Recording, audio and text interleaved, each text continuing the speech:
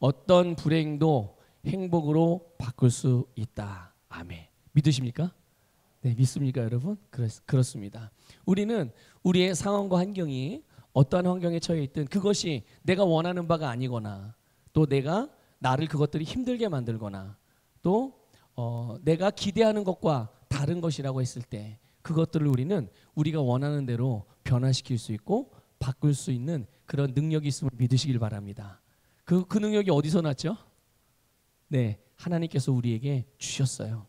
그래서 우리는 주님께 주신 능력을 사용하여 주님의 말씀을 믿는 믿음으로 행할 때 우리는 모든 것을 변화시킬 수가 있습니다.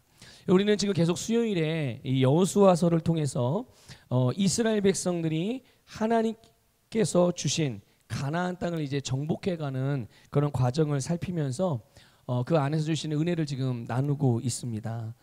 여러분, 이스라엘 백성들이 가나안을 정복해가는 과정을 보게 되면요, 꼭 이 땅에서 살아가는 그리스도인들의 삶, 바로 오늘 저와 여러분의 삶의 모습을 보는 것 같아요. 꼭 거울처럼.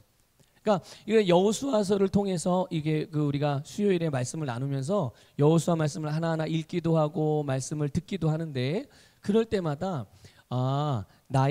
내가 그리스도인으로서 하나님의 자녀로서 이 땅에서 살아가는 삶이 이런 삶이구나라는 것들을 여러분들 좀 잘 깨달을 수 있기를 축복합니다.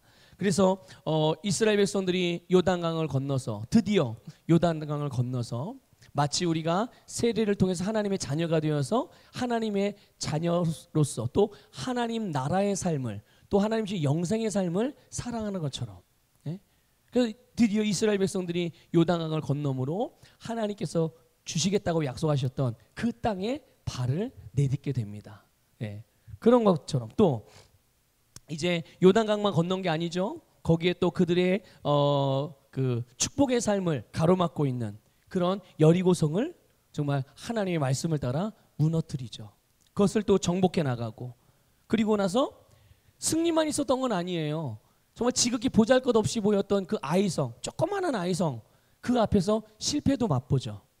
근데 실패하고 좌절하고 끝나버리는 것이 아니라 다시금 하나님께서 그들에게 용기를 주시고 힘을 주셔서 그들로 다시 도전하게 하시고, 그래서 이전에는 실패했지만 주님의 말씀과 능력을 힘입어 다시 일어나서 말씀을 따라 행할 때 이 아이성을 드디어 정복할 수 있게 되고, 그러면서 하나님께서 주신 것들을 이스라엘 백성들이 하나하나 얻게 돼요. 이게 바로 오늘 그리스도인들이 이 땅을 살아가면서 살아가는 삶의 모습이라는 것이죠. 동시에 그만큼 이스라엘 백성들이 영적으로 성장하고 다스림의 지경이 점점 확장되어 가는 것이죠. 요단강을 건넜을 때 그냥 발만 내딛는 수준이었는데, 그런데 하나님께서 여리고성을 정복하게 하셨고, 여리고성을 정복하니 그걸로 끝난 게 아니라 또 전진하여서 그 다음 성을 정복하고 또 그 다음 족속들을 정복하고 그 다음 땅을 정복하고 계속적으로 가나안 땅의 중심으로 들어가고 중심에서 다시 확장되어서 이제는 가나안 땅 전체를 차지하는 이런 놀라운 역사들이 일어나는 것을 우리는 여호수아서를 통해서 보게 됩니다. 이것이 결국 우리가 그리스도인으로서 이 땅에서 살아가는 삶의 모습인 것이죠. 주님의 말씀으로, 주님의 신앙의 삶으로, 믿음의 삶으로 깊숙하게 들어갔다가 그 안에 머무는 것이 아니라 그렇게 주님의 은혜를 맛보고 말씀을 깨닫고 부르심을 알게 되고 주님이 원하시는 바가 무엇인지를 알게 되었을 때 하나님께서 우리에게 주신 능력과 권세를 가지고 이제는 하나하나 우리에게 주신 것들을 정복하여서 이제는 예루살렘과 온 유대와 사마리아뿐만 아니라 땅끝까지 이르러 주님의 이름을 증거하고 하나님의 이름을 높여드리고, 그래서 결국은 점점 온 세상을 하나님의 나라로 만들어가는, 하나님의 나라는 좋은 나라예요, 나쁜 나라예요? 뭐 물어보나 말하죠. 당연히 좋은 나라죠. 그 좋은 나라가 우리의 온 세상 땅끝까지 이룰 수 있도록, 그것이 바로 오늘 그리스도인들이 이 땅을 살아가는 이유이고 또 목적이며 삶의 모습이라는 것을 기억하시기를 축복합니다. 자, 그런데 가끔 어리석은 사람들을 보게 돼요. 어리석은 사람들. 우리 안산서부교회 성도님들은 그 어느 한 사람 하나도, 심지어 어린아이라 할지라도, 아무리 나이가 많은 노인이라 할지라도, 어떤 사람이라 할지라도 이런 어리석은 사람들이 없기를 주님의 이름으로 축복합니다. 어떤 사람이 어리석은 사람이냐? 배움이 없는 사람. 배움이 없는 사람. 학교를 못 다닌 사람을 말하는 거 아니요. 그게 아니라 배우려고 하지 않는 사람들을 말하는 거예요. 배우려고 하지 않아요. 여러분, 누구든지 살다 보면 실수할 수 있잖아요. 우리 지난주에도 그렇고 지지난주에도 봤듯이 이스라엘 백성들이 아니 그 큰 여리고성을 정복하고 나서 그 조그만한 아이성을 정복을 못해요. 그래서 실패를 하잖아요. 처음에는. 예? 그들이 실수한 거죠. 잘못한 게 분명히 있는 거예요. 근데 우리가 살아가다 보면 실수가 없는 사람이 있나요? 물론 실수하는 것을 합리화시켜서는 안 되는 거예요. 실수를 안 할 수 있다면 당연히 안 해야죠. 그러나 실수를 했다고 하더라도 우리가 할 일은 그 실수 때문에 죄책감이나 정죄감에 빠져서 모든 것을 포기하고 절망하는 게 아니라 하나님께서 우리에게 가르쳐 주시는 대로 다시 바른 방법으로 다시 온전한 모습으로 회복되어지고 돌이키면 되는 거예요. 그게 뭡니까? 성경에서 그게 말하는 회개예요. 회개. 예. 회개는 하나님 잘못됐어요. 잘못을 빌고 눈물 흘리는 거가 회개가 아니라 진짜 회개는 내가 갔던 길이 잘못된 길이었어요. 내가 행동했던 행동이 잘못된 행동이야. 내가 했던 말이 잘못된 말이에요. 그래서 그것으로 인해서 내 삶에 불행이 찾아오고 내 삶이 어려움을 겪게 되고 나중에 보니까 이게 잘못됐네. 알았어요. 그럼 어떻게 하는 거죠? 알고 반성하는 게 회개입니까? 아니죠. 거기에서 돌이켜서 잘못했던 말에서 돌이켜서 바른 말을 하는 사람이 되고 잘못 행동했던 것들을 돌이켜서 바른 행동을 하게 되고 잘못된 방향으로 갔던 인생의 길을 돌이켜서 바른 방향으로 돌아오는 것, 이것이 진짜 회개란 말이에요. 이게 성경에서 말하는 회개예요. 그러니까 회개하라라는 이 회개라는 단어를 말하지 않아도 말씀으로 돌이키십시오, 말씀으로 살아가십시오라고 말하는 이 자체가 회개를 선포하는 것이라는 것을 우리 서북교회 성도님들은 잘 깨달으시기를 주님의 이름으로 축복합니다. 그러니까 살다 보면 실수할 수 있고 잘못할 수 있어요. 그런데 여러분 그거 아십니까? 우리가 어떠한 실수를 한다든지 잘못한 것 때문에 그 실수, 잘못 그 자체가 또 나의 한계도 있을 거 아니겠어요? 근데 내 한계 그 자체가 우리의 인생을 무너지게 하거나 실패하는 게 아니라는 거예요. 여러분 가만히 생각해 보세요. 여러분 얼마나 많은 실수들을 했습니까? 살아오면서 그동안 얼마나 많은 잘못들을 해왔어요. 그게 여러분의 인생을 실패하게 만들었나요? 여러분의 인생을 죽음으로 몰아갔나요? 아니에요. 그 실수와 그 잘못 자체가 여러분의 인생을 절대로 무너지게 할 수 있는 게 아니에요. 그것이 우리의 인생을 실패하게 만드는 게 아니에요. 그럼 그래도 뭔가 잘못하고 실수해서 그 인생이 망가진 인생들을 저 많이 봤는데요. 그렇죠? 많이 봤죠. 그런데 잘 살펴보셔야 돼요. 그 사람이 왜 실패했는가? 우리도 어쩌면 그렇게 생각할 수도 있어요. 나는 목사님, 나는 보기엔 이렇게 멀쩡해 보여도 나는 지난 과거의 실수, 잘못된 선택, 또 잘못 때문에 지금 내 인생이 이렇게 된 거예요 라고 생각할지도 몰라요. 생각하고 계신 성도님들이 있을 수도 있죠. 그런데 여러분 다시 한번 생각해 보셔야 돼요. 내가 지난 과거에 했던 잘못과 실수 그 자체가 내 인생을 이렇게 비참하게 만들지 않았다는 것. 그렇게 만들 수가 없어요. 하나님이 우리를 그렇게 지으지 않으셨거든요. 그럼 뭐 때문에 우리가 이렇게 뭐 때문에 내가 이렇게 힘들고 뭐 때문에 나는 실패한 것처럼 그렇게 느껴지는 거죠? 라고 물으신다면 대답은 하나예요. 답은. 그게 뭐냐 하면 바로 배우지 않았기 때문이에요. 뭐 때문이라고요? 네, 배우지 않았기 때문이에요. 배움이 없기 때문인 거죠. 이게 무슨 말인가? 여러분 배우려고 하지 않기 때문에 발전과 성장과 변화가 없는 겁니다. 이게 뭐냐면 내가 지난 과거에 어떤 실수를 했어요. 잘못을 했어요. 그것 때문에 어려움이 올 수도 있죠. 그런데 어려움이 왔다고 그 어려움 자체가 우리를 실패하게 만든 게 아니잖아요. 그러면 우리가 할 일은 뭐겠어요? 그 실수와 그 실패와 또 나의 한계를 보고 경험했다면 다시 거기에 빠지지 말아야죠. 그게 배우는 거 아니에요? 근데 어리석은 사람은 배우지 않아요. 배우려고 하지 않습니다. 내가 어제 A를 선택해서 A라는 행동을 해가지고 어제 그거 한 걸로 인해서 오늘 내가 어려움이 왔어요. 그러면 오늘은 내가 A라는 선택을 해야 될까요? B라는 선택을 해야 될까요? 내가 어제 A라는 선택과 A라는 행동을 해서 오늘을 어려움을 당하고 있어요. 그러면 당연히 오늘은 어제 했던 선택과 다른 선택을 해야 내일은 다른 삶이 오지 않겠습니까?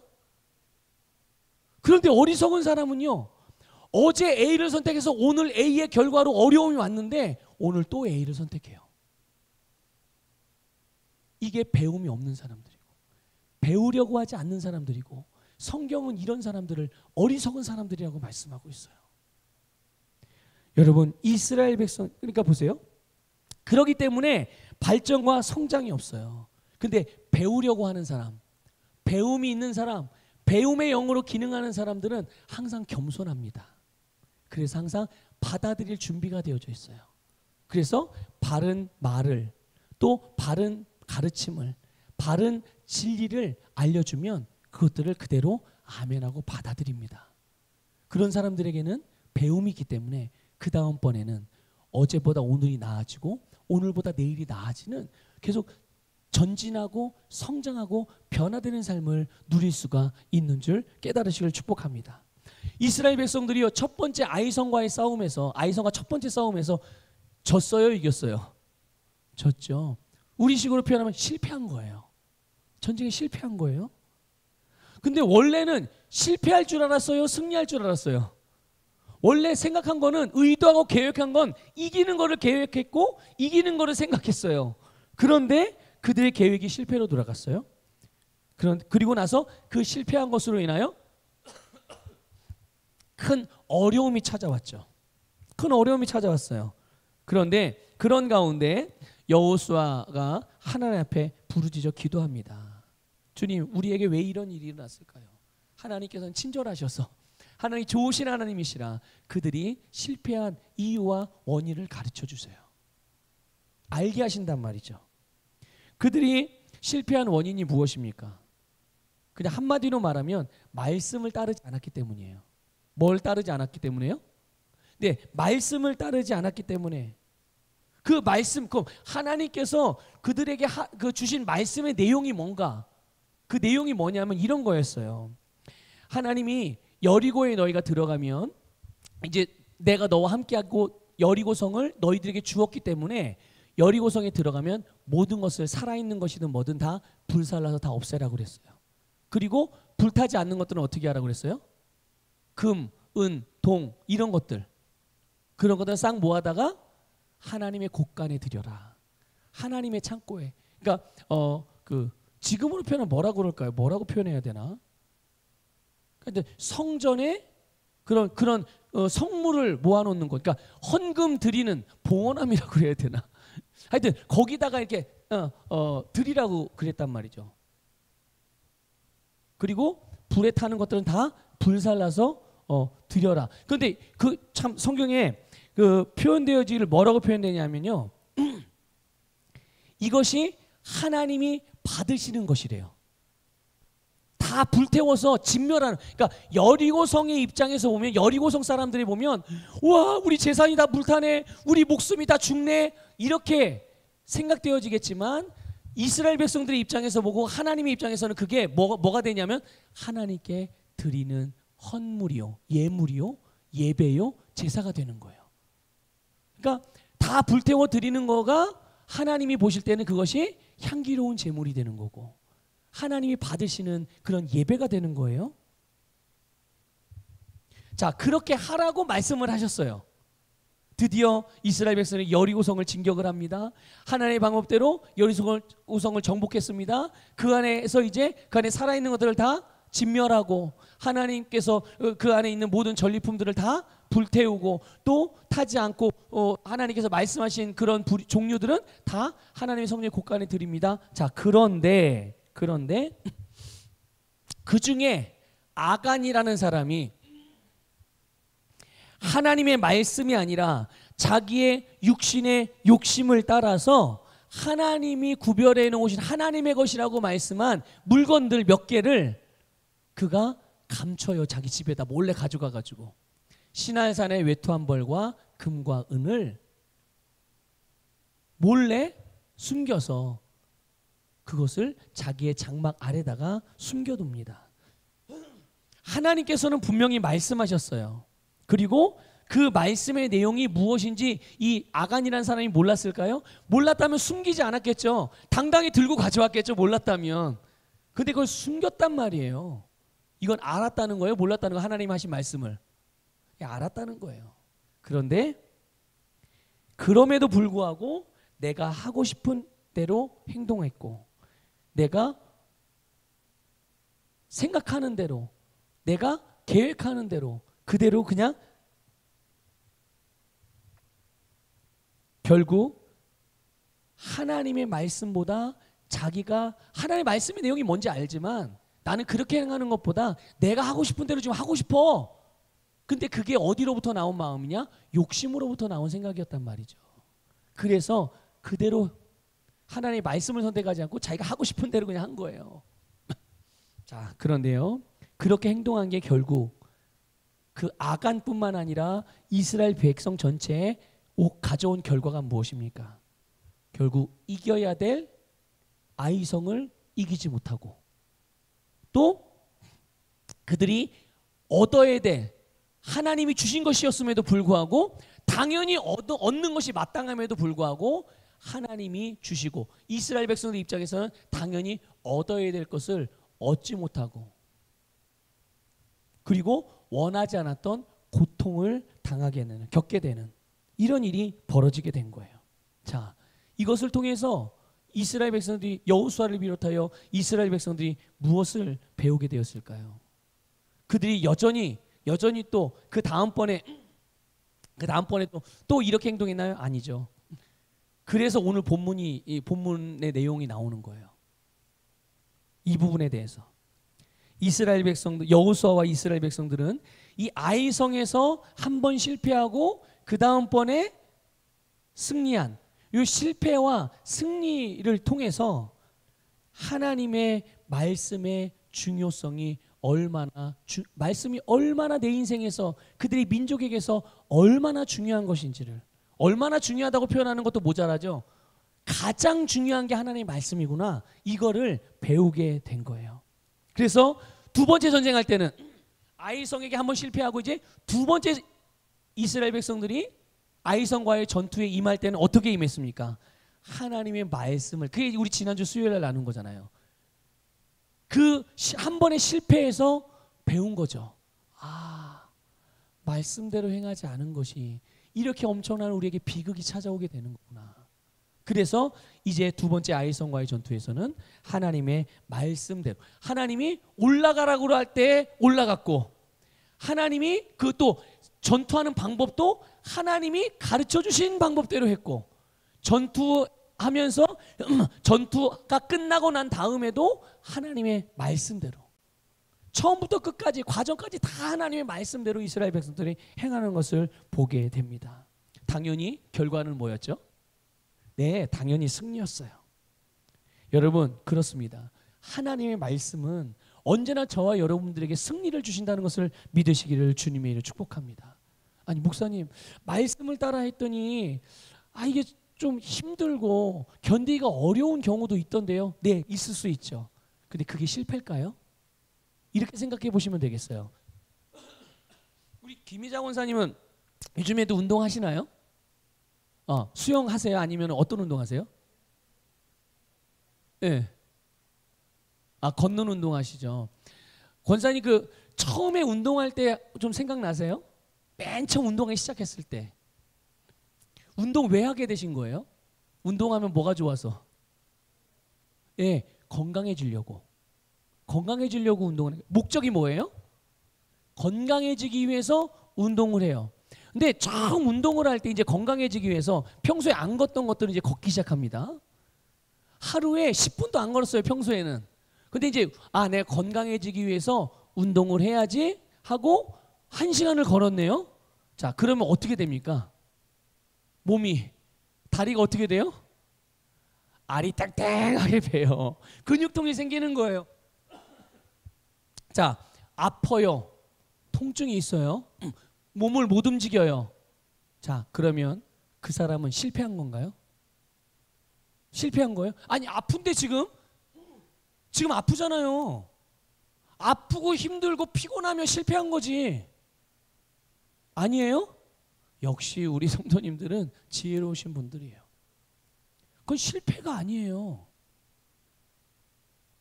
그건 실패가 아니에요. 내가 원하는 게 뭐예요? 뭐 때문에 운동을 한 거예요?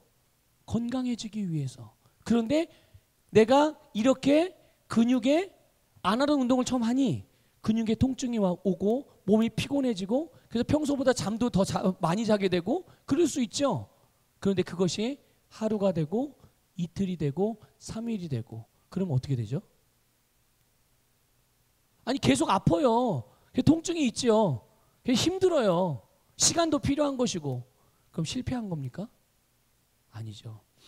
결국은 어떻게 돼요? 이 사람은 본인이 원하고 목적했던 건강을 얻게 되는 거예요. 건강을 얻게 되는 거예요. 여러분, 하나님의 말씀은 우리에게 언제나 승리를 주신다는 것을 믿으시기를 축복합니다. 말씀을 따라 행했어요. 단번에 이루어지는 결과가 안 나타날 수 있죠. 또 내가 말씀을 따라 행했더니 현실적으로 내게 어려움이 찾아올 수도 있어요. 실패한 겁니까? 아니죠. 아니, 지금 내가 힘들잖아. 신앙생활하는 것 때문에, 교회 가는 것 때문에, 봉사하는 것 때문에, 헌신하는 것 때문에 힘들잖아요. 실패한 거예요, 그러면? 아니죠. 결국 그것이 한 번이 되고 두 번이 되고 하루가 되고 이틀이 되고 1년이 되고 2년이 되면서 우리는 점점 어떻게 되는 거예요? 점점 영적으로 성장하고 성숙해지고 다스림과 내가 나의 영향력의 증가가 일어나면서 내가 처음에 신앙생활을 했던 때와 지금 많은 어려움과 고통도 있었지만 또 승리와 기쁨의 감격도 경험했죠.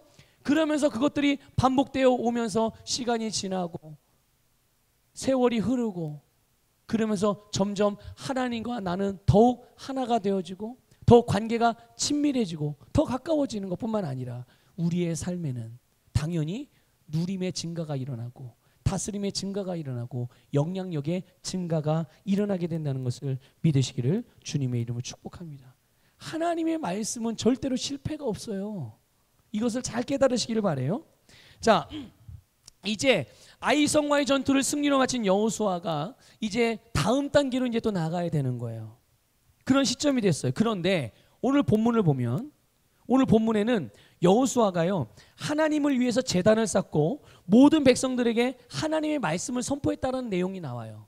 이게 언제 이루어진 일이냐면요, 아이성과의 전투를 승리로 마치고 나서 그리고 이제 다음 단계로 나아갈 다음 정복할 것들, 다음 누려야 될 것들, 다음에 해야 될 일들을 바로 목전에 두고서 그 전에 바로 이 자리에서 이제 하나님 앞에 이런 일들을 오늘 본문의 내용들을 하는 거죠. 오늘 그 가만히 보면 이게 뭡니까? 이게 예배예요. 예배고 부흥회를 하고 있는 거예요, 지금. 뜬금없이. 여러분 생각해 보세요. 이거는 어찌 보면 지금 계속 어쨌든 전쟁 중에 있는 거잖아요, 계속. 아이성과의 전쟁으로 이 전쟁이 마지막이 아니에요. 계속 그들에게 믿음의 영적인 전쟁은 계속 되는 거예요. 여러분들이 어떤 신앙이 어떤 수준에 어느 일정 수준에 딱 이르렀다고 하더라도 이것이 우리의 최종적인 승리가 아니죠.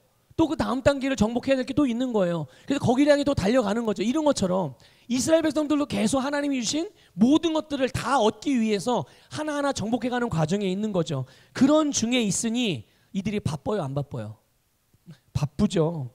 할 일이 있어요, 없어요? 할 일이 있는 정도가 아니라 할 일이 많아요, 지금 앞으로 할 일이. 또 그리고 전쟁을 하다 보니까 때로는 지쳐요, 안 지쳐요? 지칠 수 있죠. 육체적으로 피곤할 수 있죠. 쉼도 필요하겠죠. 그러니까 그리고 그뿐만이 아니라 다음의 일들에 대한 계획도 짜야 되고 계획도 세워야 되고 전략도 세워야 되고 또 다음에 전쟁, 또 다음에 싸움, 다음에 할 일을 또 해야 되는 거예요. 그러니까 이스라엘 백성은 계속 지금 앞으로 전진하면서 뭔가를 계속 하고 또 쉬기도 하고 바쁘고 시간도 없고 할 일도 많고, 그런데 갑자기 뜬금없이 당황스럽고 그리고 당황스러운 행동처럼 보이지만 그들이 하나님 앞에 갑자기 예배를 드리고 하나님 앞에 갑자기 부흥회를 하는 거예요. 지금 할 일도 많은데 시간도 없는데 바쁜데. 그런데 이게 뭔지 아십니까? 이게 바로 실패를 승리로, 불행을 행복으로, 저주를 축복으로 변화시키는 믿음의 고백이며 믿음의 행동이며 믿음의 삶이라는 것을 깨달으시기를 주님의 이름으로 축복합니다. 하나님의 말씀이 우리에게서 승리의 열매로 나타나게 하는 비결이 바로 오늘 이 본문 말씀이에요. 여러분 31절 보세요. 33절 한번 읽어보겠습니다. 시작. 온 이스라엘과 그 장로들과 관리들과 재판장들과 본토인뿐 아니라 이방인까지 여호와의 언약궤를 맨 레위 사람 제사장들 앞에서 궤의 좌우에 서되 절반은 그리심산 앞에 절반은 에발산 앞에 섰으니 이는 전에 여호와의 종 모세가 이스라엘 백성에 축복하라고 명령한 대로 함이라. 아멘. 자 보세요. 요 말씀을 그림으로 그냥 한번 이게 상상력을 동원해서 한번 그려보세요. 이스라엘 백성들의 일부는 어디로 지금 어디에 섰어요? 어디에 있어요? 그리심산 쪽에. 그리고 이스라엘의 절반은 어디예요?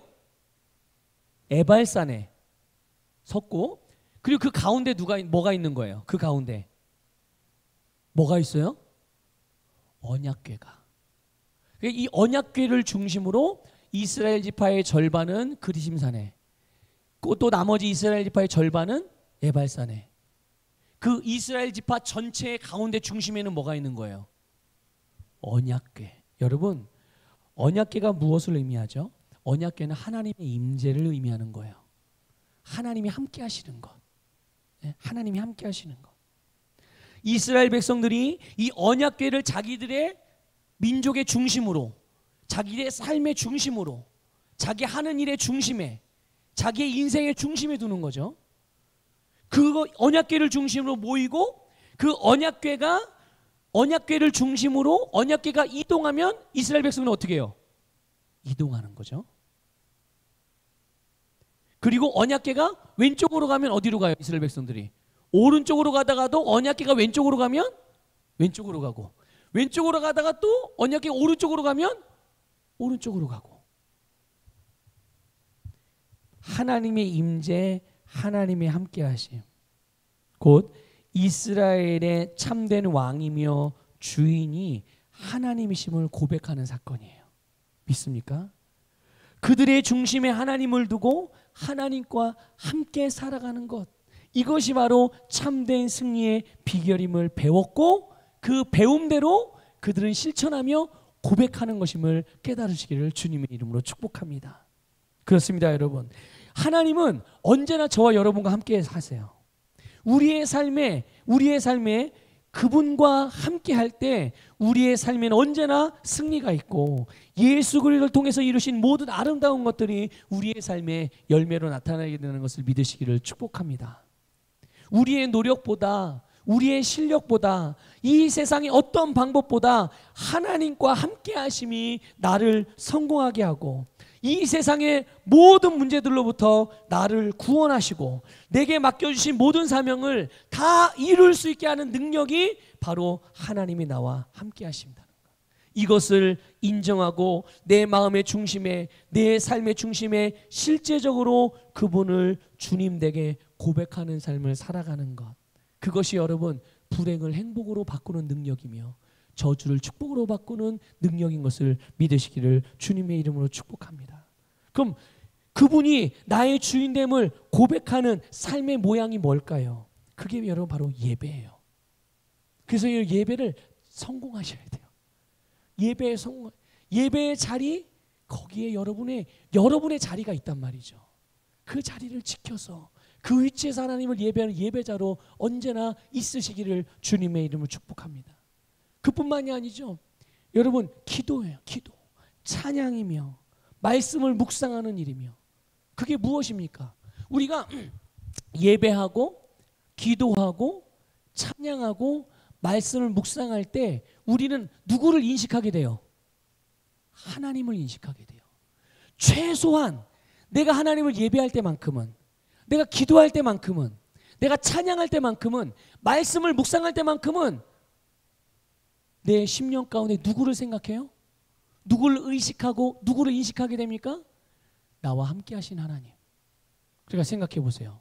내가 밭에서 일을 할 때든 직장에서 직장 생활을, 사업을 운영할 때 거기에서 내가 항상 내 입술에서 찬양이 흘러나오고, 순간순간 내가 영어로, 방언으로도 기도하고, 하루를 시작할 때 말씀으로 시작하며, 틈틈이 내가 묵상한 말씀, 하루를 시작할 새벽 예배를 통해서 하루를 시작함으로 나에게 주어진 말씀을 틈틈이 묵상해내면 그 순간이 뭐 하는 순간이에요?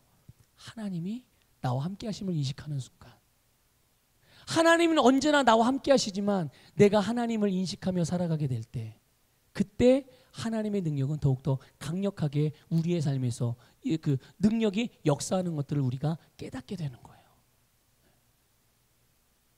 그러니 여러분, 여러분의 삶에서 하나님이 여러분의 삶의 중심이 되도록, 하나님이 주인이 되도록 그런 삶을 살아가시기를 주님의 이름으로 축복합니다. 그래서 하나님 중심의 삶이요, 신본주의, 그러니까 하나님 중심으로 여러분의 모든 하루의 스케줄, 여러분의 한 달의 계획, 1년의 계획, 여러분의 남은 인생에 대한 평생의 계획을 하나님 중심으로 그런 모든 매일매일을 디자인하고 계획하시기를 주님의 이름으로 축복합니다. 하나 더 말씀을 드리면, 이스라엘 백성들이 이렇게 언약궤를 중심으로 대열을 갖추고 각자가 있어야 될 위치에 자리했을 때 여호수아가 율법책에 기록된 모든 말씀을 선포했어요. 이스라엘 백성들이 모든 말씀을 다 들려주었다는 거죠. 그럼 여호수아가 왜 이 바쁜 시기에 이렇게 할 일 많은, 또 항상 지금 전쟁 중에 있으니까 까딱하면 주변에서 쳐들어올 수도 있잖아요. 그래서 이게 태평하게 예배나 드리고 있을 때냐고요. 지금 하나님 앞에 지금 부흥회나 하고 있을 때냐고요. 그럼에도 불구하고 이제 그 일을 하고 있는 거예요. 그러면 거기서 하나님의 말씀을 선포합니다. 모든 말씀을. 근데 여호수아와 이스라엘 백성이 이렇게 한 이유가 있어요. 그게 뭐냐면 과거에 하나님이 모세에게 이스라엘 백성들이 가나안 땅, 요단강을 건너서 가나안 땅에 들어가서 이제 정착하는 그런 삶이 시작되는 그 순간에 지금 이 일을 하라고 명령하셨어요. 그리고 그것을 성경으로 기록하여서 그들에게 알게 하셨죠. 그래서 여호수아는 그것을 기억하고, 하나님이 나에게 주신 명령, 우리 민족에게 주신 명령, 말씀을 잊지 않고 기억해서 그것들을 그대로 따라 행한 것이죠. 지금 모세는 살아있어요? 죽었어요? 그 말씀을 처음 받은 모세는 지금 없어요. 죽었어요. 하지만 그를 통해 주신 하나님의 말씀을 기억하고 그것을 따라서 행하는 것을 볼 수가 있죠. 여러분, 그럼 하나님께서 왜 하나님의 백성들에게 이렇게 하나님을 예배하고 하나님의 말씀을 전하고 말씀을 가르치고, 왜 이런 것들을, 왜 이 말씀을 주셨을까요? 왜 말씀을 주실까요? 하나님께서 귀찮고 번거롭고, 바쁜데 할 일 많은데 지금 이렇게 한가하게 예배나 드리고 있을 때가, 그럴 때가 아닌데, 그런데 하나님께서 그 말씀을 주신 이유, 여러분 오늘 좀 전에 읽은 33절 후반에 보면 이렇게 되어져 있어요. 이스라엘 백성에게 축복하라고. 뭐 하라고요? 뭐 하라고요? 여러분, 예배는 귀찮은 일이 아니에요. 기도하는 일은 번거로운 일이 아니에요. 찬양하는 일 또한 귀찮은 일이 아니고 창피해야 될 일이 아니에요. 복음을 증거하고 여러분이 하나님 앞에 헌신하고 봉사하는 것 부담스러워할 일이 아니에요. 하나님이 그런 것을 하라고 말씀하신 이유는 뭘까요? 축복하라고, 하나님의 복을 받으라고 하나님께서 말씀해 주신 것을 믿으시. 그러니까 하나님이 하신 말씀의 내용은 다 뭐와 연결되어 있는 거예요? 나에게 주시는 축복과 연결되어 있음을 깨달으시기를 주님의 이름으로 축복합니다. 하나님의 임재 안에서 살아가는 이들의 삶에 축복의 열매를 맺는 것은 결국 하나님의 말씀대로 행하는 것임을 알 수가 있죠. 그런데 여러분, 말씀의 내용 중에 우리가 듣기에 좋게 들리는 말씀들도 있잖아요. 하나님이 당신을 사랑하십니다. 하나님이 당신과 함께 계십니다. 하나님이 당신을 도우십니다. 하나님이 당신에게 희망을 갖고 계십니다. 하나님이 당신을 지지해 주십니다. 얼마나 듣기 좋고 얼마나 우리가 마음에 격려가 되는 말씀이에요. 자, 그런데 하나님이 또 그렇게만 말씀하시는 게 아니죠. 원수를 사랑해라, 헌신해라, 드려라, 섬겨라, 11조를 해라, 헌금을 드려라, 하나님 앞에 첫 예물을 드려라. 언제나 너에게 해를 가하거나 너에게 손해를 끼치는 사람들에게 똑같이 손해를 끼치지 말고 오히려 그 사람들이 원하는 걸 더 주어라. 여러분, 이런 말씀이 듣기에 좋게 들리나요? 너무 기쁘고 막 박수칠 만하게 들리세요? 아니죠. 근데 하나님의 말씀은 이것까지도 포함하고, 이 모든 말씀을 다 여호수아가 어떻게 했다고요? 이스라엘 백성의 귀에 듣게 들리기에 좋게 들리기만 한 내용만이 아니라 이런 것도 있는 거예요. 하나님의 말씀대로 순종하십시오. 하나님이 여러분을 축복합니다. 그러나 하나님의 말씀을 따라 행하지 않으면 여러분이 하나님의 저주를 받습니다. 삶이 어려워집니다. 궁핍해집니다.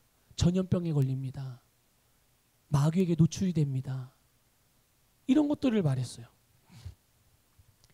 자, 여러분, 모세 시대에 그게 이제 신명기 27장에 나오거든요. 신명기 27장에 나오는데 그게 뭐냐면 하나님께서 모세에게 말씀을 주셨어요.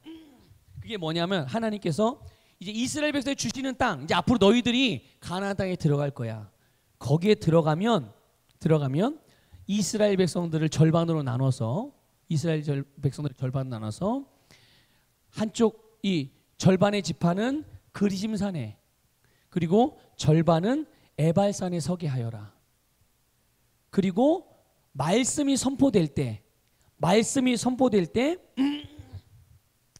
그 말씀의 내용이 저주를 선포하는 말씀이면, 그러니까 저주를 선포한다는 말은 이런 거예요. 하나님의 말씀을 따라 행하지 않으면, 그러니까 이런 거죠. 우상을 섬기면 어떻게 되고, 하나님을 예배하지 않으면 어떻게 되고, 가난한 자들에게 어떻게 대하면 어떻게 되고, 이런 거. 하나님의 말씀대로 행하지 않으면 그들이 겪게 될 여러 가지 어려운 일들, 그런 것들이 선포되어지면 어떻게 되느냐? 에발산에 서 있던 사람들이, 어느 산에 서 있던 사람들이요? 에발산에 서 있던 사람들이 아멘! 이렇게 하는 거예요. 예? 근데 또 이제 하나님의 말씀이 이런 말씀, 하나님이 여러분을 사랑하십니다. 하나님이 여러분을 돕습니다. 이런 축복의 말씀들이 선포되면 그리심산에 서 있는 이스라엘 백성들이 아멘! 하라고 모세에게 명령하신 거예요.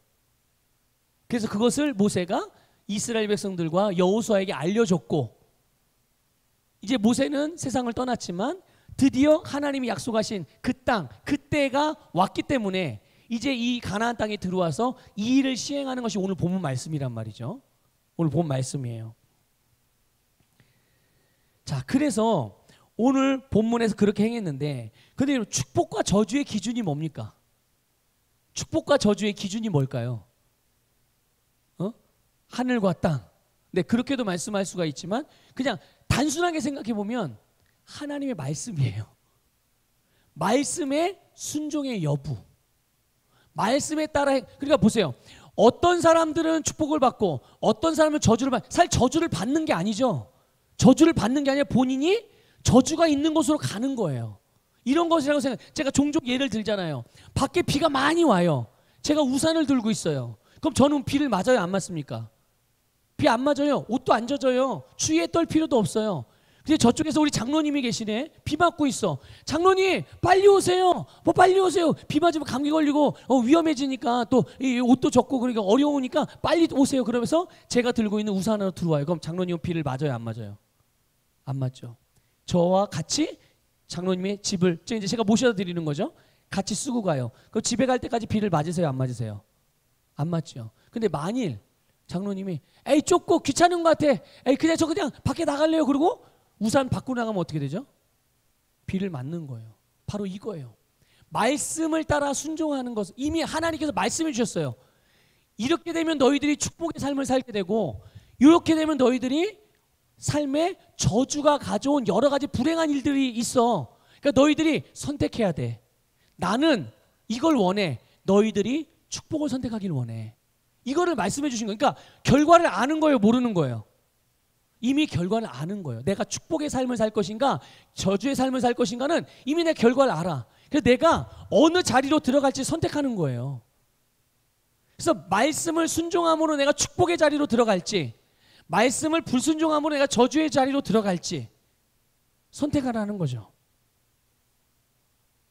그런데 이스라엘 백성들이 그 저주를 선포한 에발산에서 저주를 선포한 에발산에서 있던 이스라엘 백성들이 어떻게 했다고요? 저주의 말씀이 나올 때 아멘 했다는 사실이에요. 믿습니까? 그럼 그들이 저주의 산에서 아멘 했다고 해서 그들이 저주받는다는 얘기예요? 아니죠. 아니. 저는 저주받을 이 저주의 삶을 살아가는 것이 아니라 하나님의 말씀대로 살아갈 것이고, 이렇게 하나님의 말씀에서 벗어난 자들에게는 당연히 하나님 말씀하신 대로 이렇게 어려운 일들이 찾아올 것임을 저는 확실히 압니다. 그렇게 믿습니다. 그렇게 되는 것이 맞습니다.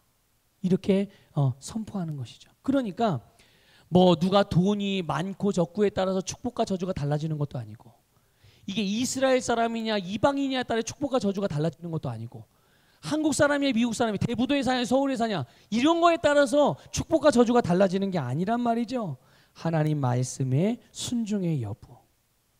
하나님은 하나님의 백성들이 다 하나님이 주신 축복을 받기를 원하셨고, 그래서 말씀을 주신 것이고, 그 말씀을 아멘으로 믿음으로 받고 말씀을 따라 행하면 그 말씀대로 축복의 삶을 누리게 되는 거예요.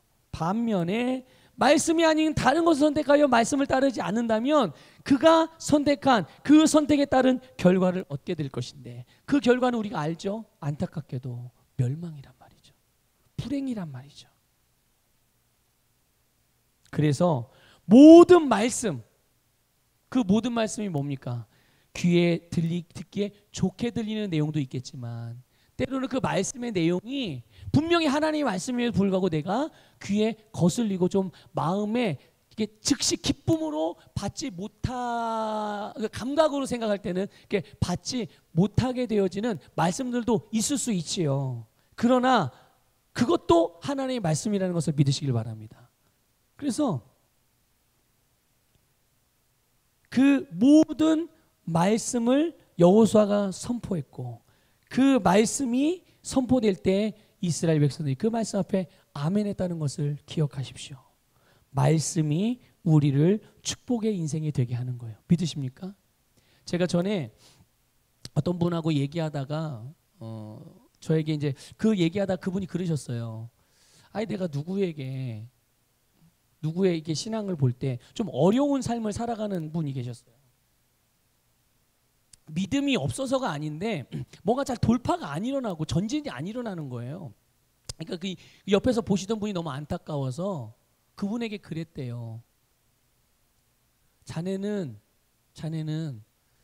주님을 위해서 헌신한 게 무엇을 헌신했는가 물어봤대요. 주님을 위해서 하는 일이 도대체 뭔가? 그렇다고 그 사람이 예배를 안 드리는 것도 아니고 헌금을 안 하는 것도 아니고 봉사를 안 하는 것도 아니에요. 나름 누가 볼 때도 기도를 안 해요? 아니에요. 기도 누구보다 더 많이 하거든요. 근데 그렇게 물어봤는데 그분이 이게 대답을 못 하더랍니다. 근데 저도 그 얘기를 듣고 그런 얘기를 했다는 내용을 들으면서 저도 생각을 했어요. 나도 한번 좀 생각해 보자. 내가 주님 앞에 헌신한 게 뭔가? 제가 헌신한 게 많을 것 같아요? 많지 않을 것 같아요? 물론 헌신의 기준이 좀 다르긴 하겠죠. 제 기준과 여러분의 기준이. 제가 가만히 생각해 봤어요. 그런데 의외로 제가 주님 앞에 헌신한 게 많지 않더라고요. 보세요. 하나님께서 나를 사랑하셔. 하나님이 나를 축복하셔. 나는 승리자야. 나는 모든 것을 가진 자야. 나는 치유자고, 나는 건강한 자고, 나는 복된 사람이야. 하나님이 항상 나와 함께 하셔. 이런 말씀을 내가 너무 좋아하고, 그러니까 하나님이 은혜로 주시는, 값없이 주시는 것에 대해서 너무 열광하고 원해요. 그런데 하나님께서 나에게 하라고 하신 일들에 대하여 내가 손해를 보면서, 물론 하나님이 나를 결국에는 손해가 아니라 유익하게 만드시지만, 당장 볼 때는 손해같이 여기는 일에 대해서 내가 하나님께 드린 게 뭔가 생각해 볼 때, 그러니까 이런 걸 말하는 거예요. 한번 여러분들도 스스로 질문해 보세요. 하나님께서 주시는, 은혜로 주시는, 값없이 주시는 많은 축복들은 그렇게 열광하지만, 그걸 얻기를 원하고 그걸 주셔서 언제나 그것에 충만하게 살아가기를 원하지만, 여러분이 하나님을 위해서 드린 게 뭐가 있는지, 얼마만큼, 어디까지 여러분이 하나님을 위해 헌신했는지 한번 생각해 보세요. 여러분, 하나님 거를 하나님께 드린 것으로 헌신했다고 말하지 마세요. 헌신이라는 거는 내 실제 삶에서 손해가 날 만큼의 그런 희생이 따르는 걸 헌신이라고 그러는 거예요. 이거는 제 거예요. 근데 제가 이거를 빌려드렸어요, 장로님에게. 장로님이 이걸 나중에 나한테 이거를 한 1년 동안 쓰고 저한테 돌려주셨어요. 그럼 1년 동안 장로님이 썼으니까 장로님 것처럼 이렇게 다루셨을 거 아니에요. 근데 이제 그거를 1년 뒤에 저에게 이게 다시 반납을 하셨어요. 1년 동안 썼으니까 가지고 있다가 없으니까 허전할 수도 있죠. 그렇죠? 좀 어색할 수도 있고. 근데 이거를 저한테 돌려주는 거를 아깝게 생각한다면, 이건 바른 마음인가요? 바르지 않은 마음인가요? 그리고 장로님이 이걸 1년 동안 썼다가 저한테 돌려주셨어요. 이거는 헌신한 걸까요? 아니면은 그냥 원래 주인에게 돌려준 걸까요? 원래 주인에게 돌려준 거예요. 이건 헌신이 희생이 아닙니다. 그런데 장로님이, 이게 원래 장로님 거예요. 근데 장로님이 제가 이렇게 있는 걸 보고, 내가 이게 하는 걸 보고 이게 없어서 제가 굉장히 불편함을 느끼는 거를 알아차리신 거예요. 내가 이게 필요하다는 걸 아는 거죠. 근데 제가 이거를 구입하거나 얻을 수 있는 여력이 안 돼서 이걸 얻지 못하고 있는 거죠. 그래서 장로님이 이게 보다가 이게 필요한 것 같아서 장로님이 쓸 수 있고, 이게 장로님에게 있으면 굳이 또 다른 이게 소비를 하지 않아도 되는 거예요. 그런데 그럼에도 불구하고 이거를 저에게 주신 거죠. 그럼 이거는 뭘까요? 이게 희생인 거예요. 나에게 손해가 나지만 그러나 다른 사람의 유익을 위하여 내 거를 그냥 내어주는 거죠.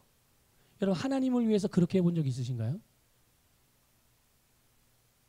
많이 있다면 얼마만큼 해보셨나요?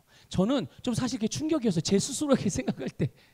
저는 늘 하나님께 희생하고 헌신하고 나를 다 드리며 살아갔다고 생각했는데, 사실 그 질문은 저에게 한 질문은 아니거든요. 근데 그 대화 중에 하는 내용을 가지고 제가 스스로에게 질문을 해봤는데, 아마 하나님께서 저에게 한번 생각해보라고 주신 기회였던 것 같아요. 너는 늘 축복을 말하고 늘 승리를 말하고 부유함을 말하는데, 너는 나를 무엇을 주었느냐? 나를 위해서. 너를 위해서 말고 전적으로 나를 위해서, 하나님을 위해서 얼마만큼 헌신하고 얼마만큼 희생을 해봤느냐. 좀 부끄럽더라고요. 그래서 저도 마음을 다시 다잡고 다시 새롭게 하며 주님을 위하는 삶으로 더욱더 나의 생각과 마음을 이렇게 초점을 맞추게 된 기회가 좀 있었습니다. 네. 여러분, 주님께서 우리에게 주신 말씀을 따를 때 때로는 그게 우리의 귀에 좋게 들리는, 즐겁게 들리는 내용들도 있지만, 때로는 그게 우리에게 부담스럽게 들리는 내용도 있을 수 있어요. 그러나 그 모든 것이 다 하나님의 말씀이고, 그게 어린아이와 어른의 차이잖아요. 어린아이는 부모가 누군가가 자기를 위해서 해주면 그게 좋은 거야. 늘 그렇게 바래. 그래서 다른 사람을 위해서는 자기의 주먹을 피지 않죠. 왜냐하면 그걸 피면 즉시 자기의 손해가 난다고 생각하니까. 근데 어른은 어때요? 정상적인 어른이라면 내가 먹고 싶어도 내가 먹을 것을 다른 사람에게 줄 줄 아는 게, 그게 어른이죠. 그게 희생이고 그게 헌신이죠. 네. 그러니까 보세요.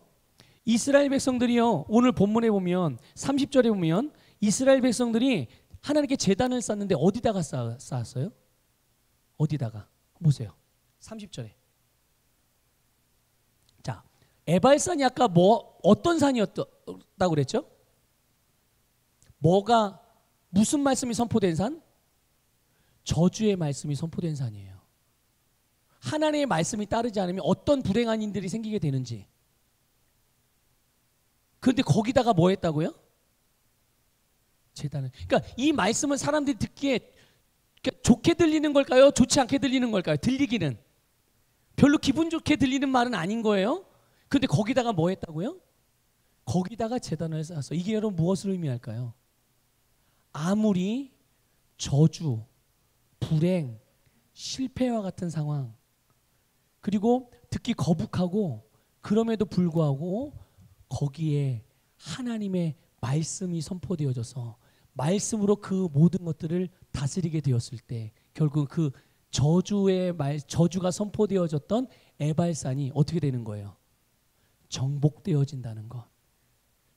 저주가 축복이 되고 불행이 행복이 되고 가난이 부요가 되고 질병이 건강이 되어지고 지옥이 천국이 되어지는 이런 놀라운 역사가 하나님의 임재와 하나님의 말씀이 있을 때 그렇게 변화가 되게 된다는 것을 말씀해 주고 있는 것이죠. 여러분,